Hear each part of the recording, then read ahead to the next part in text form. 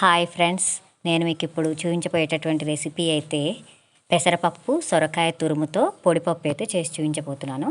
First అయితే oil పెట్టుకున్నాను, తర్వాత పోపు దినుసులు వేసుకున్నాను, తర్వాత ఇంగువ పౌడర్ వేసుకున్నాను, తర్వాత పచ్చిమిర్చి వేసుకున్నాను, తర్వాత ఎల్లిపాయ రెబ్బలు, ఆ తర్వాత అవి కొంచెం గోలిన తర్వాతనైతే సొరకాయ తురుము అయితే వేసుకుంటున్నాను. సొరకాయ తురుములో అయితే నీరునైతే కొంచెం పిండి వేసుకోవాలి. మరీ నీరు ఉండకూడదు, సొరకాయ తురుములో మరీ గట్టిగా ఉండకూడదు. కొంచెం అయితే వంపి అయితే వేసుకోవాలి సొరకాయ తురుము. ఆ తర్వాత పెసరపప్పు వేసేసి కలుపుకొని సరిపడా ఉప్పు వేసుకొని మూత అయితే పెట్టుకోవాలి ఒక 5 నిమిషాలు.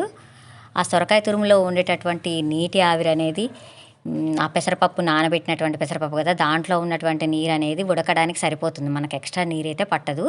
సిమ్లో ఒక 5 నిమిషాలు అయితే అలా ఉడికిన తర్వాత మూత తీసి తర్వాత అయితే కలుపుకోవాలి. ఉడికిందో లేదో పెసరపప్పు సొరకాయ తురుము ఉడికిందో లేదో టెస్ట్ చేసుకొని ఉడికింది అనుకుంటే మొత్తం పెసరపప్పు సొరకాయ తురుము డ్రై అయ్యేంత వరకు గోలిస్తూనే ఉండాలి. మనం కలపకుండా వదిలేస్తే అది అడుగంటుతూ ఉంటుంది. అందుకే ఆపకుండా డ్రై అయ్యేంత వరకు కలుపుతూనే ఉండాలి. అంటే ఒక 5-10 మినిట్స్ వరకు కలుపుతూనే ఉండాలి. ఈ రెసిపీ వచ్చేసి ఇప్పటిది కాదు, చిన్నప్పుడే 30 ఇయర్స్ బ్యాక్ మా అమ్మ అయితే మాకైతే చేసి పెట్టేది. అదే నాకైతే గుర్తుంది, నాకు చాలా ఇష్టం.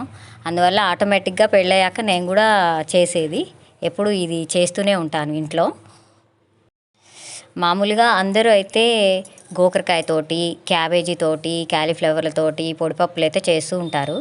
సొరకాయ తురుముతో అయితే ఎక్కువ అయితే చెయ్యరు, కానీ చాలా బాగుంటుంది.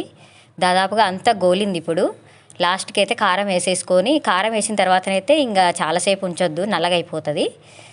కలిపేసుకొని బాగా డ్రై అయ్యే వరకు అయితే కలుపుతూ ఉండాలి. ఇప్పుడు కొద్దిగా అయితే బాగా డ్రై అయితే అయిపోయింది. రెడీ అయిపోయినట్టే సొరకాయ తురుము.